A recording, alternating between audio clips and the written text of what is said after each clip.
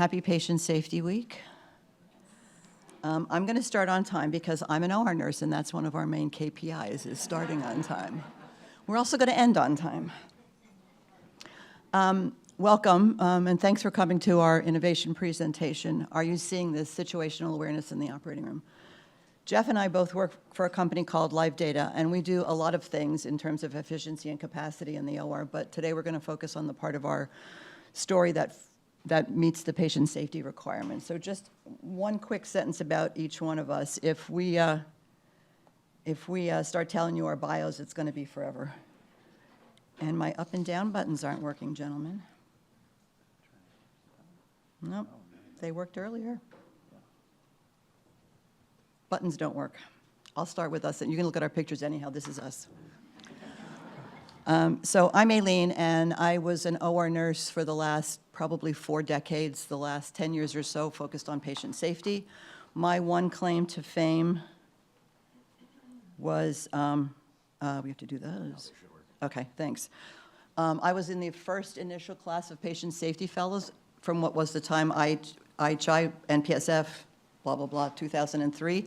And actually the development of this product with Live Data was part of our action learning project. And I came back to work for Live Data about 5 years ago. Jeff used to be one of our clients, now came to work for us. And one of his claim to fame that I like to tout is he's a retired Air Force nurse, was the liaison to the Air Force Surgeon General on perioperative nursing. So we have a lot of background in both OR and safety and are pretty passionate about it, as hopefully you'll gather in the next 15 or 20 minutes. And then we're going to do a live demo, so we're going to be asking for some volunteers. There we go. So imagine this scenario. How many of you have worked in the OR, are responsible for the OR, do OR kind of stuff? Okay. All right, so you're the circulating nurse in the room, and you look up at a large monitor on the screen like this. And before you start your briefing, you see who's going to be on your team today. With everything in place, you start the briefing, you start the case. When it's time to do the timeout, you can be by the team with this thing we're going to show you later. It's our famous clicker. And you can document your timeout, do your timeout with the team in a situationally aware methodology without leaving the patient, without leaving the team, without having to go to the computer to document. You progress through the checklist, everybody has a speaking part, and nobody's stuck behind the monitor and the keyboard.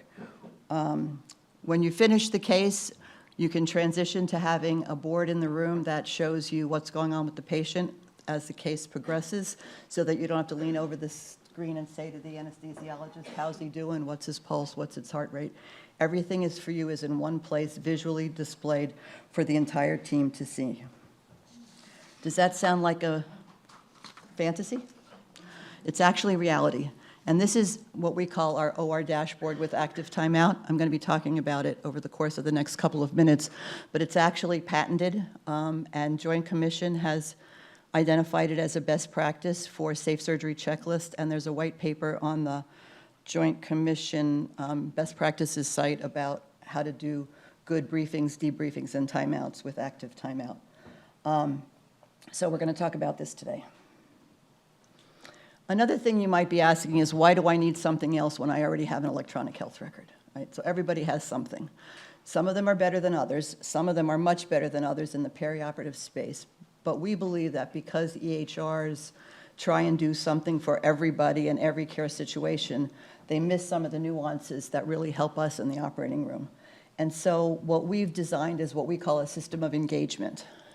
And it sits on top of your EHR, regardless of what EHR you have. And it collects data from the EHR, displays it for the team, and puts data back into the EHR so that the team doesn't have to double document anything and can really take care of the patient while this is all going on. We've thrown that word situational awareness around a lot in the last 20 years that I've been involved in this space, since we've learned it from the aviation industry. And I just want to take 1 minute so that we have the same definition and a shared mental model. So traditionally, situational awareness was meant to be an individual's ability to maintain the big picture. So think of the pilot in the cockpit, right? The problem is healthcare is a team activity. And so we need to figure out how to take all of those individual self-awareness ideas and make them be team situational awareness. So we have to ask that age-old question that I've always asked about teams, and I think most of us do, in that in the operating room, do we have a team of experts or do we have an expert team? And we contend you need to have the expert team, right? Because if you've got a whole bunch of experts, it doesn't always mean you work well together as a team. My favorite story about that is from the London Olympics, and the men's relay team had the 4 fastest men in the world running on the men's relay team. All expected them to win the gold. Well, they never practiced together, and they got disqualified because they passed the baton outside of the appropriate zone. The women, on the other hand, did not have any of the 4 fastest women in the world, and they won the gold medal because they practiced at a team. And there's something, I think, for us to be learned in that. So how do we do this in a reliable way? We're going to attempt to answer these questions about who, what, when, where, why, about situational awareness in the next 15 minutes. And then we're going to ask 4 of you to join us to do an active timeout and pretend you're the members of the team. And we'll show you how easy it is and how fun it is, and why we have great uptake in most of our hospitals that use this product. But we're going to go backwards, and Jeff's going to start with why situational awareness. Good morning. Thanks, Aileen. So we're approximately about 26 years after the IOM to errors human report, and we still seem to struggle with errors in patient safety. So if we look at some of the data from 2023 that the Joint Commission released, there was 1,411 incidences of adverse events that were reported. Falls were number 1, followed by wrong surgery, and then also you have unintentionally retained foreign object. It's very similar to the data that was released the previous year. There again, falls were number 1, then it was delay in treatment, followed by unintentionally retained foreign object, and wrong surgery took 4th place. There were 85 reported incidences of wrong surgery, and 65 of those were wrong site. So, and I'll just remind everyone that these are actually events that were reported, because not every organization reports, and there's really no national mandate to do so. So what we are seeing is that, oh, did I go backwards? No, I think I Oh, you did? Oh, that's fine. Okay, there we go. There is evidence that tells us that that technical skill alone is insufficient to provide safe care. So soft skills such as communication, leadership, teamwork, situational awareness has also been acknowledged as equally important. So I'm going to just remind everyone of U.S. Airways Flight 1529 that left LaGuardia Airport and 5 minutes later glided into the Hudson River. Now, a lot of people praise Captain Sullenberger's technical expertise, but actually it was the teamwork of the entire crew that ensured the safety of all 155 people on board. And what I find is so interesting is this work with soft skill comes from the aviation industry, because there was the recognition, like, the non-technical skill part is what's causing a lot of these accidents. So, and if we look, the Joint Commission will tell us, like, usually when there is an adverse event, it is because of a failure in effective teamwork. So AORN tells us in their 2025 guidelines that OR staff use a variety of resilience skills to avoid adverse events. So we're talking about communication, collaborative decision-making, and situational awareness. The American College of Surgeons last year published an article online where they were talking about how surgical educators are really going to need to nurture the development of these non-technical skills for the future generation of people that work in the operating room. So how is situational awareness connected? So as Aileen defined earlier, it's really about maintaining the big picture in a dynamically changing environment. Also, there's a scientist, Mika Inslee, and she uses it by posing 3 questions. Where have we come from, where are we now, and where are we going? So, gosh, what is going on? There we go, there we go. So situational awareness is critical for individuals as well as teams. And in the OR, we all work together on task to move the patient safely through the perioperative continuum of care. It's important that individuals have an awareness of their own situational awareness, but it's equally important that they have awareness of the situation for jobs that they share. So for example, I need to know my job, but I also need to know parts of the jobs of other people that we share. So this is known as shared situational awareness. For shared situational awareness, the team members need to know the type of information needed by others, the knowledge of the devices used to distribute that situational awareness, such as a visual display board, shared team processes for communicating that information. And so here I'm thinking about the 3 C's. You can think about communication, cooperation, and coordination. And then they have to have a shared mental model. So everybody needs to be on the same page.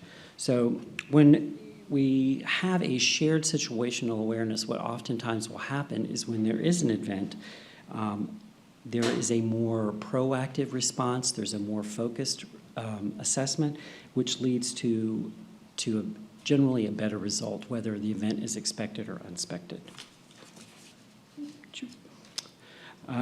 So there is a tremendous amount of research regarding team performance and how high-performing teams can positively impact patient safety. So there were 3 meta-analyses that were done a few years ago, and what they demonstrated was that effective teams have decreased mortality, morbidity, and then also there is a connection between the positive perception of teamwork and staff well-being.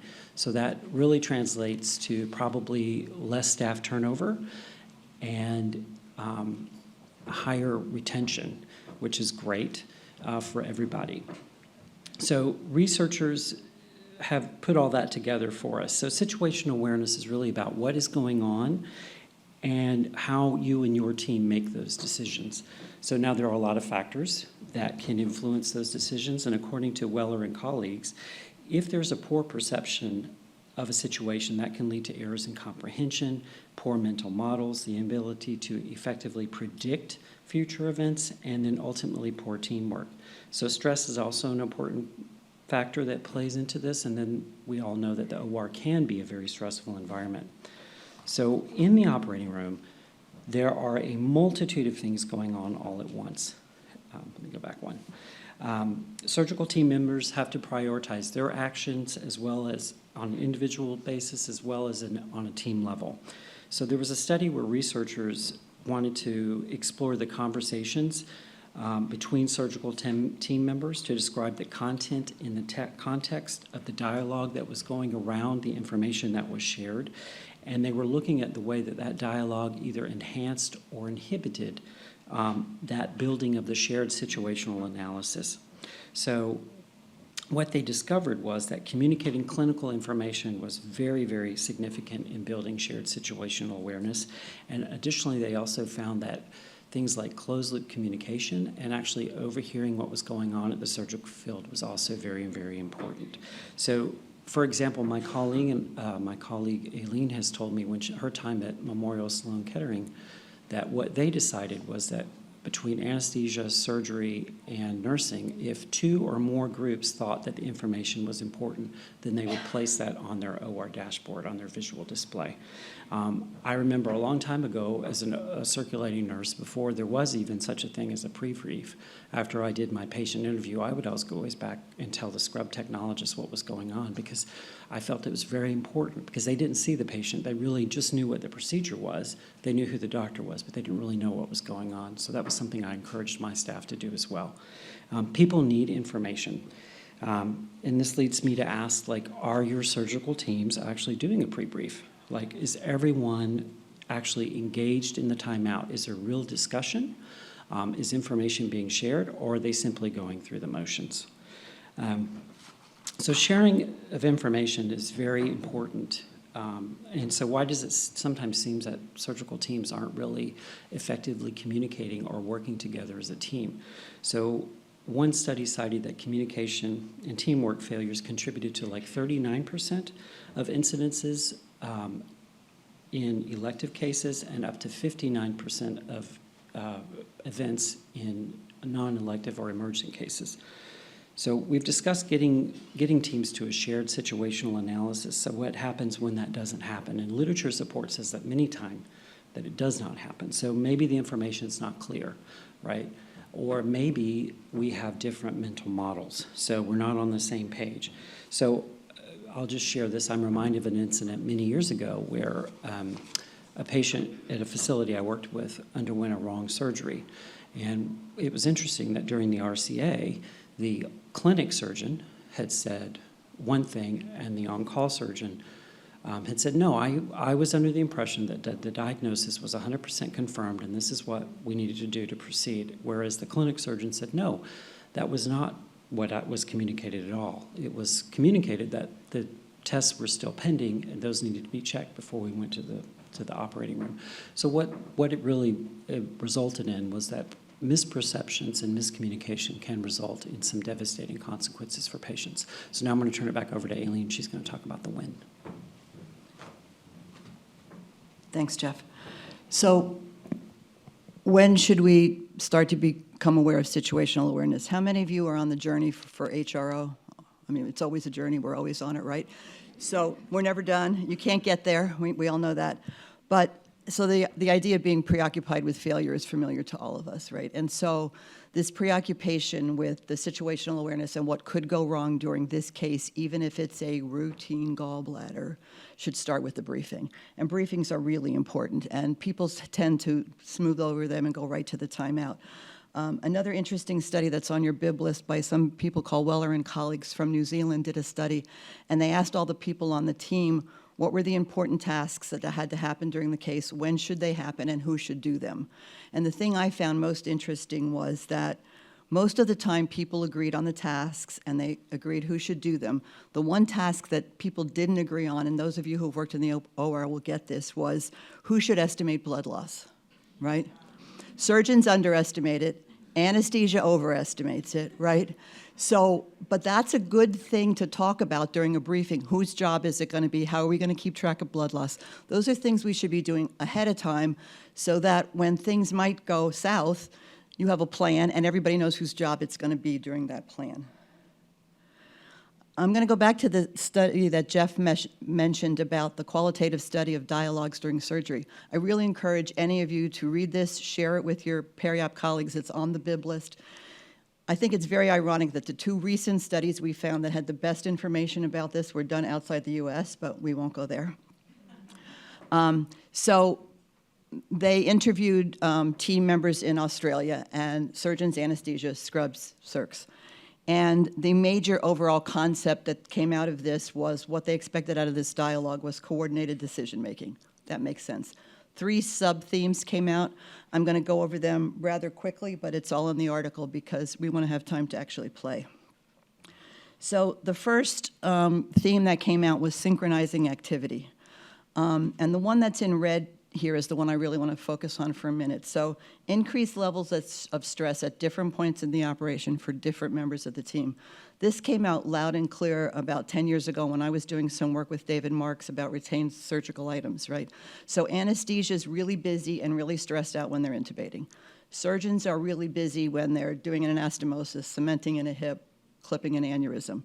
Circulating nurses are really busy at the end of the case. Counts, closing, all of that kind of stuff. Surgeons and anesthesia all just by that point think the case is done, right?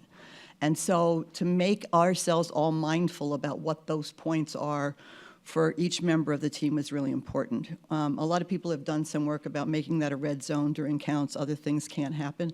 But I think it's really important to point that out. And then the other thing that's important, Jeff mentioned, is when I was taught to be a scrub nurse, we never took our eyes off the field, right? And you listened to everything that was going on. I'm not so sure we teach that anymore. Jeff mentioned that. But like if you hear this conversation when you're a scrub nurse, oh, this looks a little wet, I'm already turning to my circulating nurse and say, get a drain, we might need one, right? But if you're not paying attention, you can't synchronize those activities. And then you have to wait till the surgeon says, I need a drain, somebody has to go get it, and now you've lost time and energy. The second one is sharing local knowledge. This is really important as well. Do you all know Amy Edmondson and her work, or a lot of her work? She did some really interesting studies a long time ago now when we were starting this work on situational awareness about surgeons wanting to be in their room in the operating room. Now, anybody who works in the operating room knows that every surgeon has to be in their room all the time. Can't work anywhere else, have to have their team. Well, it turns out that's probably true. She found that there were less errors and near misses when surgeons were in their room Because a lot of times the rooms, especially if they're built on a pod, are like mirror images on each other. So if you're discombobulated if things are on the left or on the right, right? The same thing with their team. We know for a fact that cases go smoother and faster. It's a balance for OR leadership if you need people to be on call and stay up on cases, but there's a real good case to be made for people being on the same team. And then finally, planning for contingencies. So our friend Michael Leonard used to say all the time, make sure we're in the same movie and don't have any surprises. Like, I need to know what's in the surgeon's head before the case. Oh, by the way, 2 hours into the case is not helpful to me as a nurse. And so to get all of that out ahead of time, or if something's happening, they see some weird anatomy, they see something going on, they need to announce to us, we're changing the pace, you know, it's time to stop fooling around, we've got to get serious, things are going on. There's a couple of ways you can do that. Atul Gawande did a bunch of work after his original safe surgery checklist on crisis checklist for the operating room. If people haven't talked about those for the really unusual, unique situations where everybody needs to know who's in charge, who's doing a job, what their job is, it's a really good idea. And then we would contend the other way to do that is through this OR dashboard of ours. So I need 4 volunteers, a surgeon, a nurse, an anesthesiologist, and a scrub. Who wants to play with us? Come on. We're Jeff's- really fun. Jeff's going to voluntold if somebody doesn't come up. Okay, here we go. No, we want you to pretend. Pretend. If you always wanted to pretend you were the anesthesiologist and say whatever you wanted to say, come. Will you go down with them? Yep. All right, now, this is the real challenge. I need to get this up here.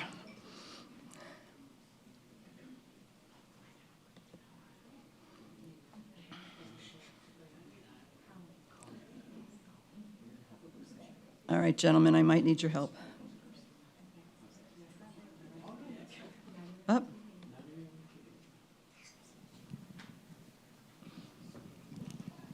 I need to take that extension off. How do I do that? I'm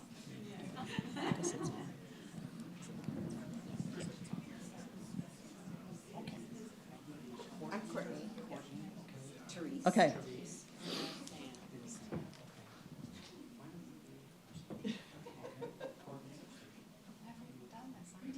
Good. So the main thing I want to point out is our this little clicker here, because the nurses tell us this is the best part, that they can stand by the surgeon, stand by anesthesia, stand by the patient, and get all the documentation in real time. If you're worried about other parts of OR efficiency, this also helps, because I don't know if any of you know this, but if you're trying to tell the family patients in the OR, sometimes they don't get around to putting in the computer for 20 minutes. Okay, so we build this however you want with your questions. There are some choices to be made.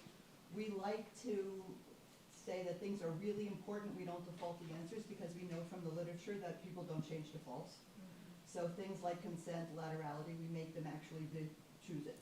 Okay, so we're going to start. So the first thing, so you're walking into your operating room, and here's your big board, 55 inches at the foot of the bed. And the first thing it's going to say is, who's my circulating nurse? Courtney. Courtney's our circulating nurse. Circulating nurse. Circulating nurse, okay. So she's going to say, this is the patient I'm expecting, and you just hit the little green button.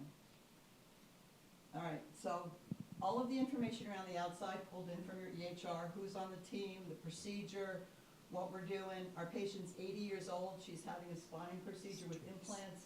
She's going to be prone. So there's lots of things we can talk about during our briefing or our timeout. For timeout's sake, we're going to skip the briefing. So if you hit the right button, okay, so now we're ready to do our timeout. Hit the green button. There's only 4 buttons, up, down, left, right. So first of all, we're going to confirm who's on our team. Introduce yourself, team. Introduce. Go ahead. Courtney. Hi, I'm Colleen, circulating nurse. Yep. I'm Courtney, I'm the surgeon. I'm Therese, I'm the anesthesiologist. I'm Lisanne, the scrub technologist. And so we know that if we introduce ourselves, things go better. If you work together all the time and you think that's awkward, at least whoever's leading that part of the briefing should call people by name, so you know that you know who they are. We also believe that everybody needs a speaking part. It should not just be the circulating nurse reading the timeout, because it's been asserted in the literature by some of our linguistic friends in Canada that if you actually hear your voice, during the timeout, you're more likely to speak up during the case. Oh, interesting. You need to physically hear your voice out loud. Okay, so, green button down, we confirmed everybody. So where's our surgeon? That's me. I'm confirming our patient Thelma Stevenson. We're doing an L2, L3 posterior interbody fusion PLIF. Okay, click down. So we're verifying the site or site. So because we think this is important to do, we're making you make a choice. So if you go to the right-hand button, it's gonna give you choices, left, right, bilateral, NA. So this is probably an NA. NA, yeah. Okay. And then just click down and look at to the next NATO. Can I see the mark? We can see the mark. Okay, keep going. Patient is in what position? This is correct position. Okay. Are the x-rays up? X-rays are up and Yes. reviewed. So yes, no.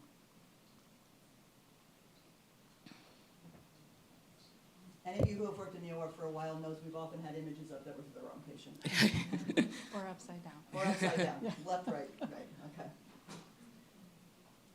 And then these are 3 things that the surgeon should tell the team. This is gonna take me X amount of time, I don't expect extra blood loss, or we're gonna lose a lot, and I'm gonna do something different than I usually do. So, make something up, surgeon. Procedure duration for this should be about 120 minutes. Anticipated blood loss is minimal, 150 cc's, and no unexpected steps for this procedure. Okay, circulating nurse's turn. Okay. Consent is signed and accurate. You just have to hit the down one every time you go to the next one. Okay. Patient's allergies, I think we said there was an allergy, right? You Penicillin. can go left or right to say no. Okay. SCD is required? Yes. Probably is. Okay, anesthesia. Oh, goodness. Let's see. Antibiotic prophylaxis was given within 60 minutes prior to incision. Yes. I guess it is a yes. Administration time recorded. Yes. Or check. Yeah. Blood availability confirmed. You might say we have a type and screen, whatever you would say. Okay, type and screen. And then postoperative management steps have been confirmed. We're going to the ICU, we're going to step down because she's 80, whatever is appropriate to say. Okay, now we're gonna do the fire risk. So if, some of you may know AORN has a new fire risk count. This is built on the new AORN fire risk. So, and this we think because all the answers are always so different that people actually should have to talk about it. So we used a door prep, so yes, the procedure is not above the xiphoid, so no. We're not using open oxygen. We're using a cautery. And we're using a drill, so say yes for other contributors. And then the next page, go down. It will calculate those, you can go back up. It'll calculate and tell you what the risks are that you've identified, and then you can either put your care plan in place or you could give people, so we discussed what we have to do special, we have to let the prep dry, we have to do whatever. Okay, next down. All right, scrub. Yes, we have confirmed the sterility and indicator results. The medications are on the sterile field, and there are no special requirements. And now my surgeon, this is the most important thing you have to say in this whole wild deal. Does anybody have any additional concerns? Speak up now or forever hold your peace. I don't think we're the right people. Listen, Therese, Colleen, anybody? No, All right. okay. And then whoever is documenting signs it off, just click down. It's gonna say your other, click over to your name. And then all of this information goes into your medical record. So your timeout is documented, who participated is documented, and all of the events are documented. But people during the timeout can pay attention to the timeout. So we have about 2 minutes, questions. We'll be around afterwards if not, but questions, comments. Do you think this is a good way to do a timeout? Best circulator Wondering, ever. like, Thank you so since much. one of the biggest things about why we have gaps sometimes in our clinic process, right, is culture and communication and how do we create those things so people don't just that independently and blow by it, like, right? Like, oh, yes, there's still not that communication. Right. So two things. One is, I think, obviously, you need a champion who's going to buy into it, and it's got to be somebody who's respected and who does it themselves. But we also have analytics that go along with this, and it will tell you every time out who did it, how long it took, did they do it at the right part of the case. So if they did it in 15 seconds, you know they didn't do it, right? And so every day, everybody knows how yesterday's timeouts went. And then people can follow up. But, obviously, your surgical executive committee and people have to have some kind of buy-in. But we do have a very easy mechanism to tell if it was done at the appropriate time of the case before incision. Did people pre-document it before the patient ever came in the room? We can tell you all of those things and follow up with individual people. Because going to a group of 90 people and saying, you're not doing your timeouts, doesn't work. Yeah. Yes. Who's got the clicker?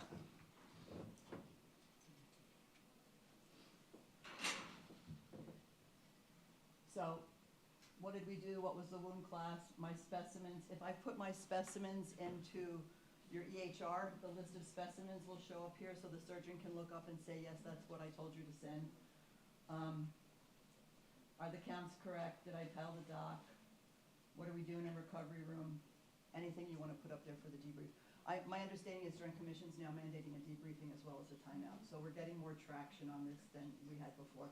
Debriefing was probably the least utilized of the 3 surgical checklists in all of our facilities until now when they have no choice. Yeah, in the back. I was wondering, have you used this in different settings, such as bedside procedures or down in the ED? No, but we've used it in procedure. Our main focus is procedural areas, so endo, IR, cath lab, those kinds of places. You could use it any place where you're doing a procedure. Because you can also do it from the desktop if you don't have a big flat screen in an area. But we mostly focus on procedural areas and interventional areas.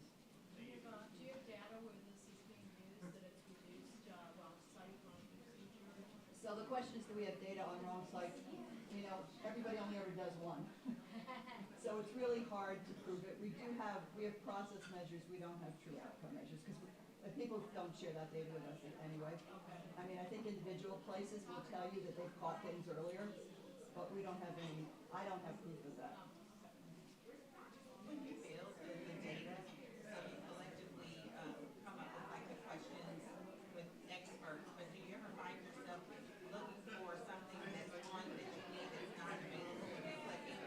Oh, no, I mean, what we find is that people, after an RCA, add new questions, because everybody says, oh, you should put that on your timeout. Yes. You can, Presentation, thank you. you're welcome. This is totally